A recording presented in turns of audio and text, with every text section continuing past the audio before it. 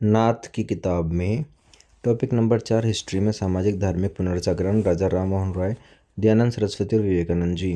19वीं शताब्दी के धार्मिक एवं सामाजिक सुधार आंदोलन का भारत के इतिहास में विशेष स्थान है।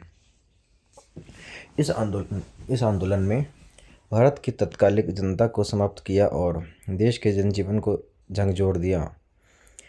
इसने जहां एक और धार्मिक और सामाजिक सुधारों का आह्वान किया, वहीं दूसरी ओर इसने भारत के गौरवपूर्ण अतीत को उजागर कर भारतवासियों के मन में आत्मसम्मान और आत्मीय गौरव की भावना जगाने की कोशिश की। धार्मिक उपदेशों के साथ साथ आंदोलन के नेताओं ने स्वतंत्रता और समानता का भी उपदेश दिया। भारत पर अंग्रेजों की विजय ने भारतीय समाज की कमजोरियों एवं गिरी हुई हालत को स्पष्ट कर दिया। अतः कुछ विचारशील और बुद्धिमान भारतीयों ने देश की दुर्दशा, पिछड़ेपन और विदेशियों के समक्ष अपनी पराजय के कारणों की खोजबीन शुरू की तथा देश के उद्धार के लिए प्रयत्न करने लगे। ऐसे ही कुछ विद्वान थे sir William Jones, James Prinsep, Charles Wilkins, Max Muller. यह सभी यूरोपियन थे, किंतु अपने शोधों से इन्होंने भारतीयों के समक्ष उनके गौरवपूर्ण अतीत को रखा। इनके अतिरिक्त भारतीय विद्वानों राजा राम मोहन राय, विवेकानंद, दयानंद सरस्वती आदि का भी योगदान भी अतुल्य था। राजा राम मोहन राय एवं ब्रह्म समाज। धर्म सुधारों का प्रयास देश के पूर्वी भाग बंगाल से हुआ और इस आंदोलन का नेतृत्व राजा राम मोहन राय 1772 से 1833 ने किया।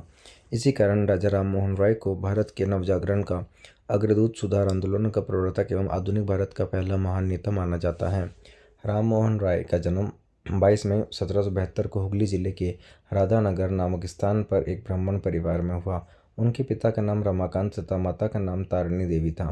भारतीय भाषाओं के माध्यम से उन्होंने भारतीय धर्म एवं परंपराओं का अध्ययन किया और विदेशी भाषाओं द्वारा इस्लाम, ईसाई एवं विश्व के अन्य धर्मों का अध्ययन किया।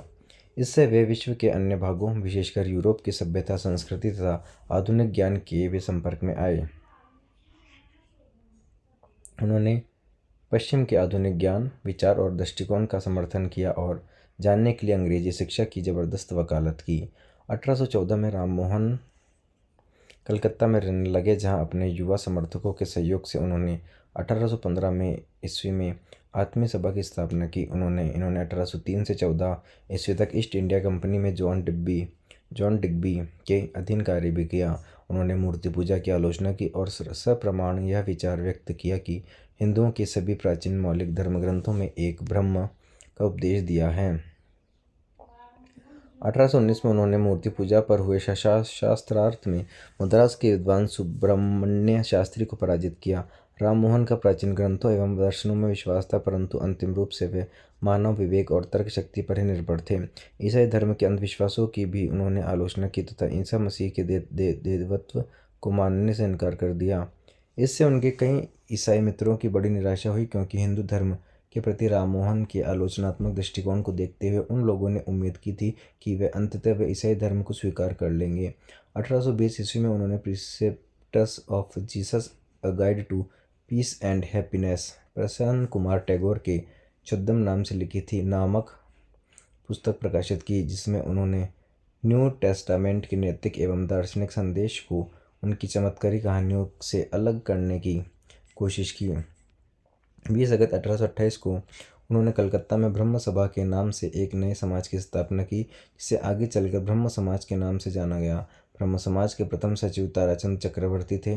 इस सभा का उद्देश्य था राम मोहन की मान्यताओं के अनुरूप हिंदू धर्म में सुधार लाना। समाज के सिद्धांतों और दृष्टिकोण के मुख्य आधार थे मानव विवेक, वेद और उपनिषद। ब्रह्म समाज में एक ईश्वरवाद का समर्थन किया और कहा कि जीवात्मा अमर है, उनमें उन्नति करने की असीम क्षमता है और वह अपने कार्यों के लिए भगवान के सामने उत्तरदायी है। राय ने सप्रमाण बताया कि हिंदुओं के सभी प्राचीन धर्मग्रंथों में एक ब्रह्म का उपदेश दिया गया है। इस दावे के समर्थन में उन्होंने वेद व 5 प्रमुख उपनिषदों ईश, केन, कंठ, मुंडक व मांडुक्य का बंगला भाषा में अनुवाद किया। उन्होंने यह भी कहा कि किसी भी बनाई गई वस्तु को ईश्वर समझकर नहीं पूजना चाहिए और न किसी पुस्तक या पुरुष को निर्वाण अथवा मोक्ष के एकमात्र साधन मानने चाहिए। राम मोहन के चिंतन एवं गतिविधि का क्षेत्र केवल धर्म ही नहीं था, उन्होंने समाज सुधार हेतु भी कार्य किया। राम मोहन ने उस समय की बहुत सारी कुरीतियों का विरोध किया। उन्होंने सती प्रथा के विरुद्ध ऐतिहासिक आंदोलन आयोजित किया। इस प्रथा को बंद करने के लिए उन्होंने प्राचीन धार्मिक ग्रंथों के हवाले से यह साबित करने की कोशिश की कि मौलिक हिंदू धर्म इस प्रथा के खिलाफ था। 1811 ईस्वी में जब राजा राममोहन राय की भाभी सती हो गई तो वह इस प्रथा को समाप्त करने हेतु कटिबद्ध हो गए। राममोहन राय के प्रयासों के फलस्वरूप गवर्नर जनरल बेंटिक द्वारा 4 दिसंबर 1829 ईस्वी में सती प्रथा को अधिनियम 17 के तहत गैर कानूनी घोषित कर दिया। राजा राममोहन राय के सती प्रथा विरोधी होने के कारण उनके मित्र भवानी चारण बंदोपाध्याय उनसे अलग हो गए और समाचार चंद्रिका नामक नई पत्रिका का प्रकाशन किया। राममोहन आधुनिक शिक्षा के प्रारंभिक समर्थक एवं प्रचारकों में से थे। उनके विचारों से भारत में आधुनिक विचारों के प्रसार के लिए आधुनिक शिक्षा आवश्यक थी, इसलिए उन्होंने अंग्रेजी शिक्षा का भरपूर समर्थन किया। उन्होंने कलकत्ता में डेविड हेयर के सहयोग से हिंदू कॉलेज 1817 ईस्वी में की स्थापना कराई, जो अपने आप में एक बड़ी घटना थी। उन्होंने 1823 में द्वारकानाथ टैगोर व विलियम एंड के साथ मिलकर कलकत्ता यूनिटेरियन सोसाइटी की स्थापना की, जिसे लगभग नास्तिकों का समुदाय कहा गया। 1825 में उन्होंने वेदांत कॉलेज की स्थापना की, जिसमें भारत विद्या के अलावा सामाजिक एवं भौतिक विज्ञानों की भी पढ़ाई होती थी। बंगला भाषा के विकास में उनका महत्वपूर्ण योगदान रहा। उन्होंने स्वयं एक बंगला व्याकरण का संकलन किया। राममोहन भारतीय पत्रकारिता के भी अग्रदूत थे। उन्होंने स्वयं बंगाली पत्रिका संवाद कौमुदी का प्रकाशन किया। राममोहन राय के अंतर्राष्ट्रीय घटनाओं में गहरी दिलचस्पी ली और जगह जगह पर उन्होंने स्वतंत्रता, जनतंत्र और राष्ट्रीय आंदोलनों के समर्थन का तथा हर प्रकार के अन्याय, उत्पीड़न और जुल्म का विरोध किया। कहा जाता है कि 1821 में नेपल्स में क्रांति की विफलता की खबर से वे बहुत दुखी हुए, पर 1823 में जब स्पेनिश अमेरिका में क्रांति सफल हुई तो इस खुशी को उन्होंने एक सार्वजनिक भोज देकर मनाया। राममोहन का दृष्टिकोण उदार, व्यापक एवं अपेक्षाकृत आधुनिक था। उनके विचारों एवं व्यक्तित्व की स्पष्ट छाप उनके विचारों पर पड़ी। ब्रह्म समाज का कोई धर्मग्रंथ नहीं था और न ही राय ने कभी यह दावा किया कि वे हिंदू धर्म से अलग कोई नया धर्म स्थापित कर रहे हैं। इन्होंने हिंदू धर्म को ही नवीन, आधुनिक एवं सरल बनाया। राजा राममोहन राय ब्रिटिश शासन के समर्थक थे तथा भारत की तुरंत स्वतंत्रता न चाहकर प्रशासन में भारतीयों की हिस्सेदारी चाहते थे। राय ने न्यायालय में शासकीय भाषा के लिए फारसी के स्थान पर अंग्रेजी का समर्थन किया, जिससे लोगों में नवजागरण आ सके। प्रेस की स्वतंत्रता, जूरी द्वारा न्याय, शक्तियों का पृथक्करण और सरकारी सेवाओं का भारतीयकरण जैसी मांगी सर्वप्रथम राजा राममोहन राय ने की। ब्रिटिश संसद द्वारा भारतीय मामलों पर परामर्श किए जाने वाले वे प्रथम नागरिक भारतीय थे। 1837 ईस्वी में इंग्लैंड में उनकी अकाल मृत्यु हो गई। 1830 ईस्वी मुगल बादशाह अकबर द्वितीय ने जिसने उन्हें राजा की उपाधि भी दी थी, अपने दूत के रूप में ब्रिटिश सम्राट विलियम चतुर्थ के दरबार में भेजा। वहीं ब्रिस्टल में उनकी मृत्यु हो गई और वहीं उन्हें दफना दिया गया। ब्रिस्टल में ही राममोहन राय की समाधि है, जिस पर हरी केली नाटक के कुछ अंश लिखे हुए हैं। राजा राममोहन राय द्वारा साहित्य समाचार पत्र है तुहफात उल मुवाहिदीन, एक किशोरवादियों का उपहार, फारसी भाषा में 1804 ईस्वी में। मंजारतुल अदियान फारसी में। हिंदू उत्तराधिकार नियम, संवाद कौमुदी बंगाल भाषा में 1821 में प्रकाशित साप्ताहिक पत्रिका। मिरातुल अखबार फारसी भाषा में 1822 ईस्वी में। मगदूद हिंदी भाषा में 1829 ईस्वी में। ब्रह्म मैनिकल मैगजीन अंग्रेजी भाषा में। 3 अपील्स टू क्रिश्चियन पब्लिक। राय पहले भारतीय थे जिन्होंने समुद्र को पार करके यूरोप की धरती पर पांव रखा। राममोहन की मृत्यु के बाद ब्रह्म समाज का संगठन एवं काम ढीला पड़ने लगा, फिर भी वह इस बीच किसी तरह कायम रहा। जब देवेंद्रनाथ टैगोर 1817 से 1905 ईस्वी में इसमें शामिल हुए तो संस्था में एक बार फिर जान आ गई। राममोहन राय के विचारों के प्रसार के लिए उन्होंने 1839 में तत्वबोधिनी सभा की स्थापना की। 1843 में देवेंद्रनाथ टैगोर ने ब्रह्म समाज का नेतृत्व संभाला। इन्होंने ब्रह्म धर्म नामक पुस्तिका की भी संकलन किया। बाद में देवेंद्रनाथ के केशव चंद्र सेन 1834 से 84 को ब्रह्म समाज का आचार्य नियुक्त किया। उनके प्रभाव में समाज में हिंदू धर्म के सर्वोत्तम विश्वासों एवं नैतिक आचरणों को बनाए रखने की कोशिश की। उनके आचार्यत्व में समाज बहुत लोकप्रिय रहा तथा बंगाल से बाहर उनकी शाखाएं संयुक्त प्रांत पंजाब और मद्रास में खोली गई, मगर शीघ्र ही केशव चंद्र के उदारवादी दृष्टिकोण के परिणामस्वरूप ब्रह्म समाज में फूट पड़ गई। केशव चंद्र कई बातों में हिंदू धर्म को संकीर्ण मानते थे और संस्कृत के मूल पाठों के प्रयोग को उचित नहीं समझते थे। अब उनकी सभाओं में सभी धर्मों ईसाई, इस्लाम, पारसी तथा चीनी के धर्म ग्रंथों का पाठ होने लगा। ऐसे ही सवालों पर मतभेद बढ़ता गया और अंत में देवेंद्रनाथ ने 1865 में केशव चंद्र से आचार्य की उपाधि भी छीन ली। फलस्वरूप केशव चंद्र मौलिक ब्रह्म समाज से अलग हो गए और समाज की एक नई शाखा का संगठन किया, जिसे उन्होंने भारतीय ब्रह्म समाज के नाम से पुकारा। देवेंद्रनाथ टैगोर का ब्रह्म समाज आदि ब्रह्म समाज नाम से जाने गया। यह घटना 1866 ईस्वी की है। 1878 में इस नवीन ब्रह्म समाज में एक बार फिर फूट पड़ी।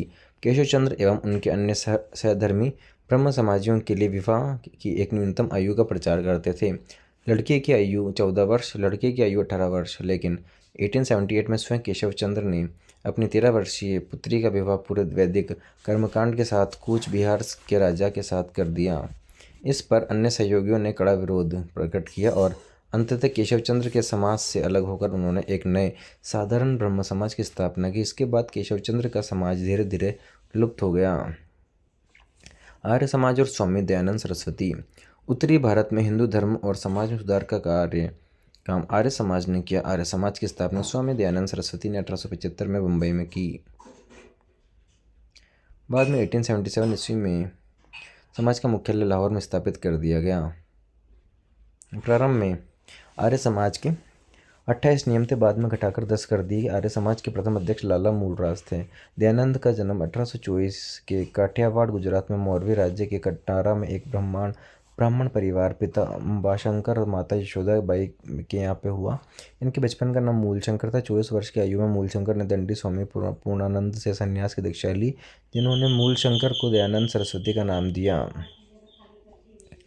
बौद्धिक जिज्ञासा में वे 21 वर्ष की आयु में घर से निकल गए और अगले 15 वर्षों तक देश के कोने कोने में घूमते रहे। 1860 में मथुरा में उनकी एक अंधे स्वामी विरजानंद से भेंट हुई और वे उनसे प्रभावित होकर उनके शिष्य बन गए। 1868 में दयानंद ने एकांकी संन्यास एवं आध्यात्मिक खोज का जीवन समाप्त कर दिया और सक्रिय धर्म सुधारक एवं समाज सुधारक बन गए। 1873 में वे कलकत्ता गए और वहाँ बंगाल के कुछ प्रमुख सुधारकों केशव चंद्र सेन, ईश्वर चंद्र विद्यासागर आदि से भेंट की। इस संपर्क का उनके भावी कार्यक्रम के लिए लाभकारी परिणाम हुआ। ब्रह्म समाज से ही प्रभावित होकर उन्होंने वैदिक धर्म का एक प्रसार के लिए एक समाज संगठित करने का निर्णय लिया।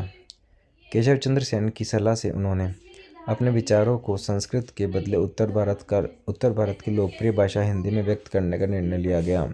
स्वामी दयानंद द्वारा लिखी गई पुस्तकें बता देते हैं, इनको याद करना। टोटल पुस्तकें इसमें 14 लिखी हुई है।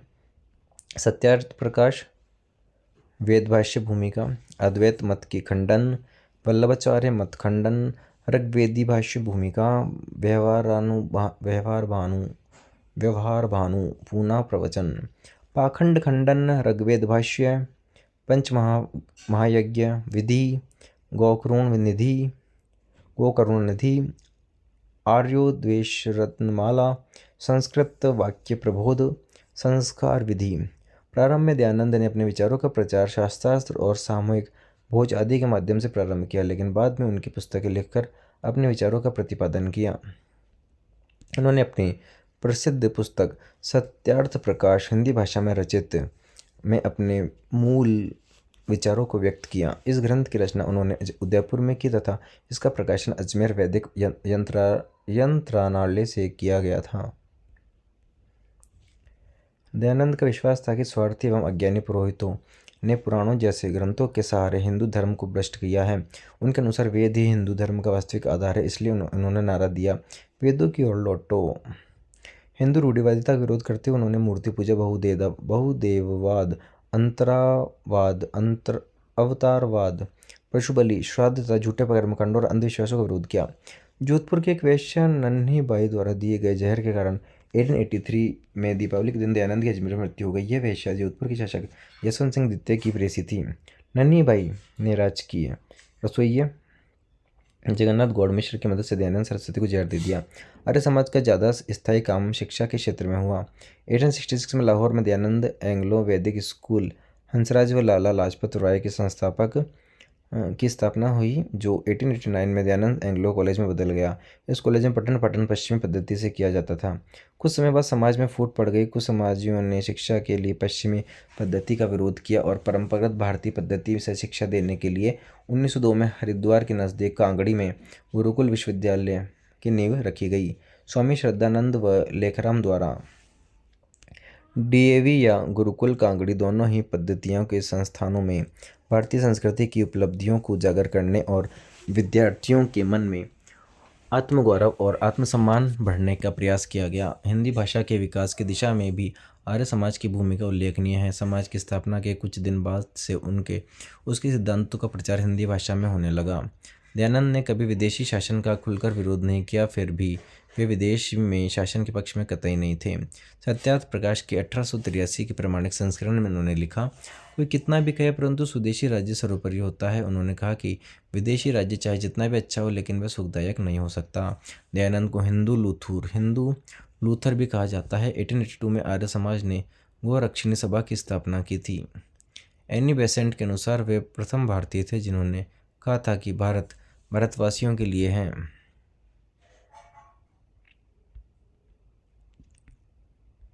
वैलेंटाइन चिरोल ने अपनी पुस्तक इंडिया अनरेस्ट में आर्य समाज को भारतीय अशांति की वैलेंटाइन चिरोल ने अपनी पुस्तक इंडियन अनरेस्ट में आर्य समाज को भारतीय अशांति के जनक कहा था। दयानंद ने 4 स्वयं की अवधारणा दी। राजस्व, स्वधर्म, स्वदेशी, स्वभाषा, स्वराज्य शब्द का प्रयोग सर्वप्रथम दयानंद ने ही किया था। आर्य समाज ने लड़कों के लिए 24 वर्ष व लड़कियों के लिए 16 वर्ष विवाह की न्यूनतम आयु निर्धारित की। तीर्थ यात्रा व्यर्थ है और अंधविश्वास दर्शाती है। दयानंद समाज का कार्य आगे भी चलता रहा, लेकिन कालांतर में इसकी अंतर्निहित कमियां स्पष्ट होने लगी। समाज में कुछ जन्मजात दोष थे। इनका मुख्य नारा वैदिक युग में लौट चलने का था, मगर 19वीं-20वीं शताब्दी में वैदिक जीवन में वापसी का संदेश तर्क संगत नहीं था। दूसरे वेदों में ब्रह्मातीत होने और उनमें पूर्ण विश्वास का उपदेश मानव विवेक के विरुद्ध था। तीसरा, इनके द्वारा चलाया गया शुद्धि आंदोलन। दूसरे धर्म में दीक्षित हो चुके हिंदुओं को पुनः हिंदू धर्म में शामिल करना भी इन्हें धार्मिक रूप से कट्टर समुदाय में बदल रहा था। इन सभी कारणों की वजह से आर्य समाज का दायरा सीमित हो गया।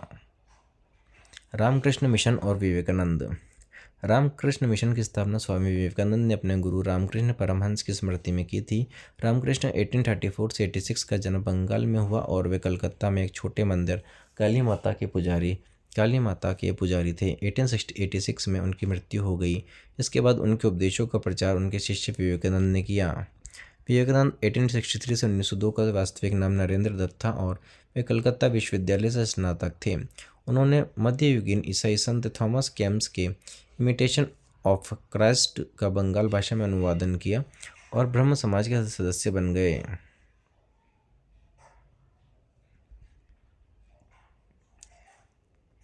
वे आध्यात्मिक जिज्ञासा से रामकृष्ण के संपर्क में आए और प्रभावित होकर उनके शिष्य बन गए। विवेकानंद का जन्म हुआ था 12 जनवरी 1863 ईस्वी में कलकत्ता में। रामकृष्ण परमहंस से दीक्षा प्राप्त करने के बाद नरेंद्रनाथ विविदिशानंद के नाम से जाने गए और फिर खिचड़ी महाराज अजीत सिंह के सुझाव पर उन्होंने अपना नाम बदलकर विवेकानंद रखा। अजीत सिंह की मदद से विवेकानंद अमेरिका चले गए। 1893 में वे शिकागो अमेरिका गए, जहां उन्होंने पार्लियामेंट ऑफ रिलीजन में अपना सुप्रसिद्ध भाषण दिया।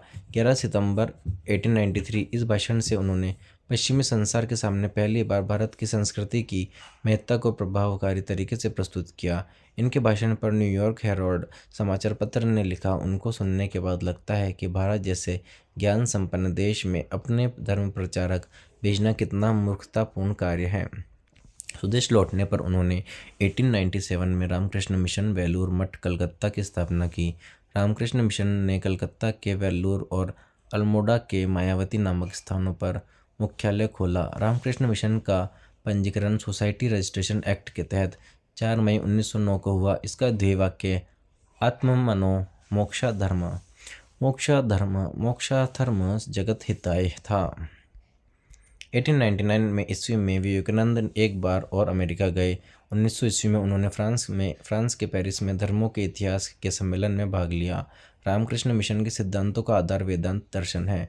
मिशन के अनुसार ईश्वर निराकार, मानव बुद्धि से परे और सर्वव्यापी है। आत्मा ईश्वर का अंश है। यह मिशन मनुष्य, विशेषकर गरीब, अपंग और कमज़ोर की सेवा को ईश्वर की सेवा मानता है, क्योंकि मनुष्य की आत्मा में परमात्मा का अंश है।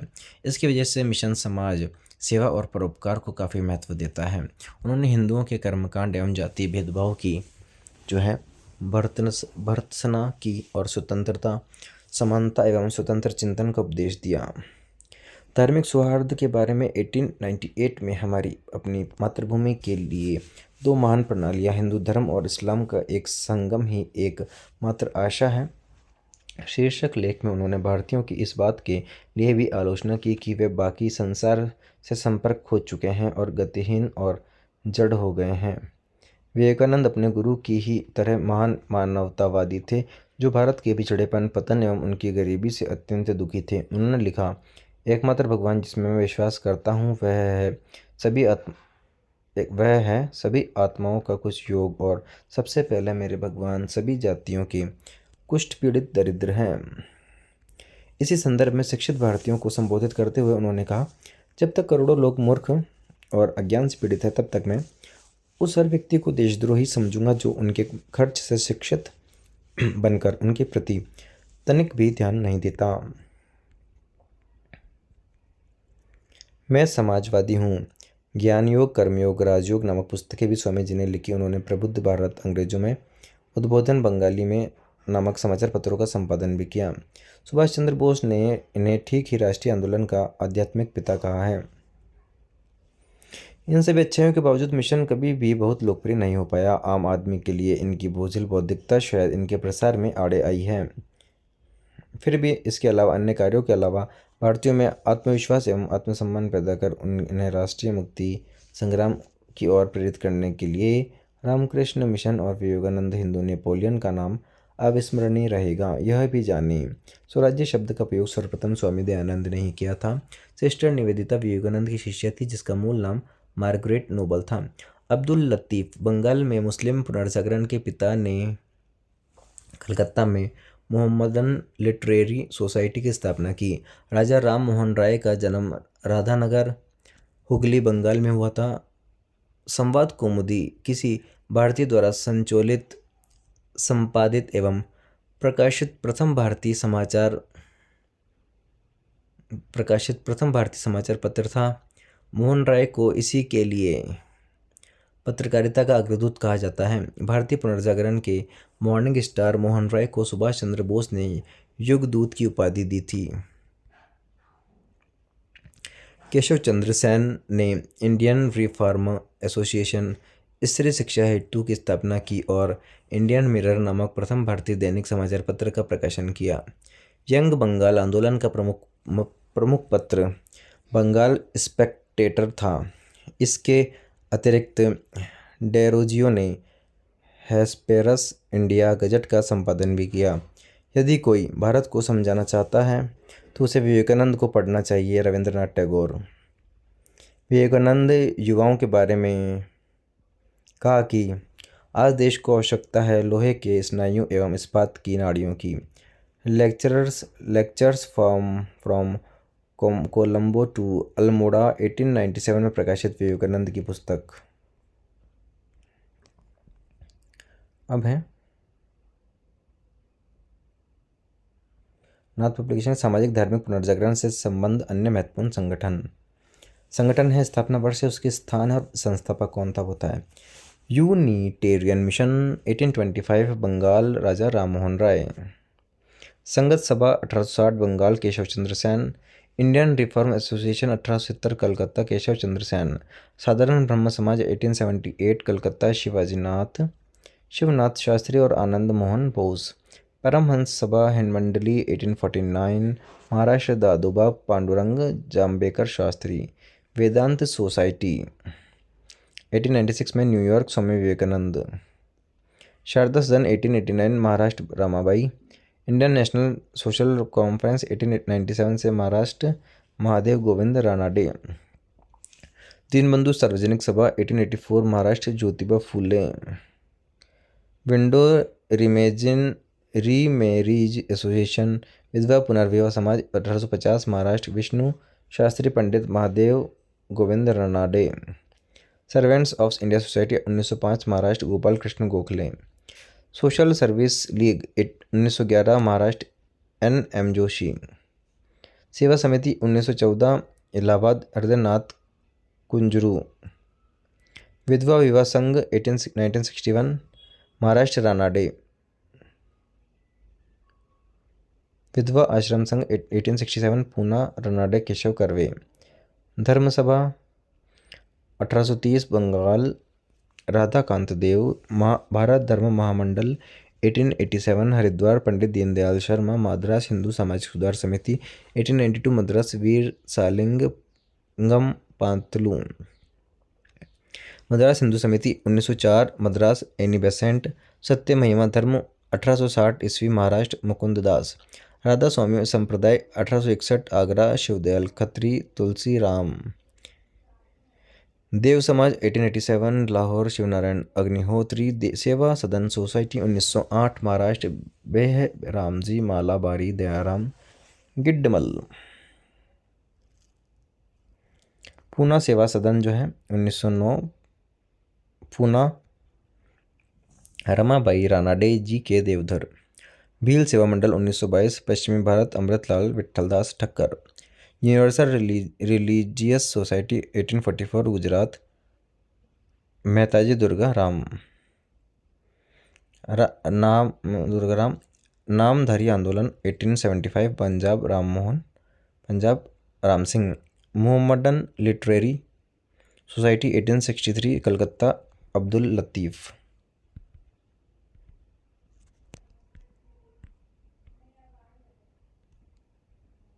अब है धार्मिक सामाजिक आंदोलन। अभी तो था सामाजिक धार्मिक पुनर्जागरण संबंध अन्य महत्वपूर्ण संगठन बता दी, उसके बाद अब है धार्मिक सामाजिक आंदोलन। ठीक है, धार्मिक सामाजिक आंदोलन।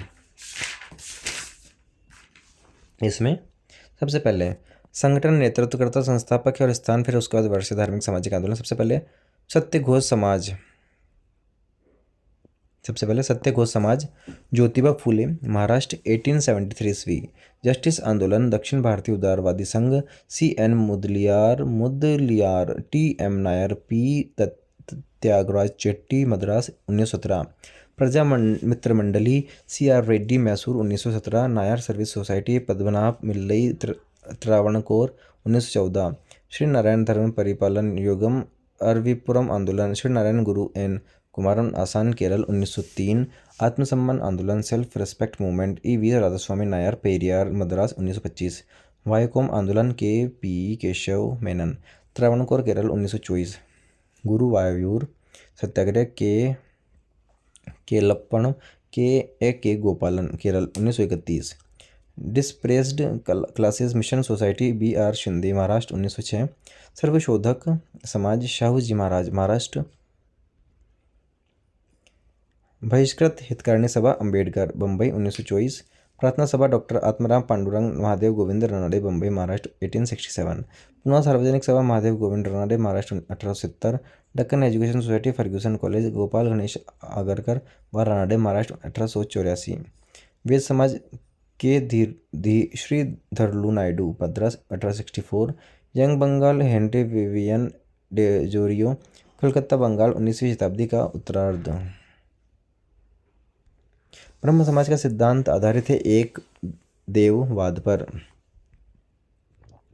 19वीं शताब्दी में के उत्तरार्ध में नव हिंदूवाद, न्यू हिंदुज्म के सर्वश्रेष्ठ प्रतिनिधि थे स्वामी विवेकानंद।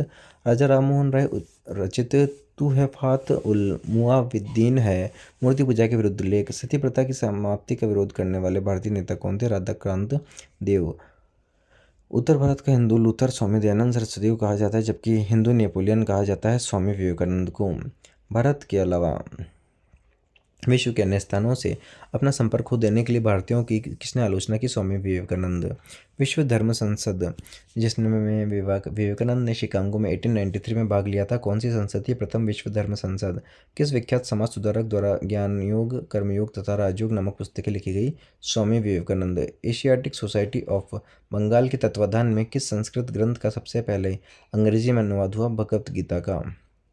भारत को पुनः भारत को पुनः एक होना होगा तथा अपनी शक्ति से पूर्ण विश्व को विजित करना होगा, यह कथन है स्वामी विवेकानंद का। तो पेज नंबर 37 तक का हुआ। इसमें टॉपिक था अपने धार्मिक सामाजिक पुनर्जागरण राजा राम मोहन राय। दीनदयाल सचिव विवेकानंद के बारे में था। पेज नंबर 31 से पेज नंबर 37 पर नाथ पब्लिकेशन की किताब में से।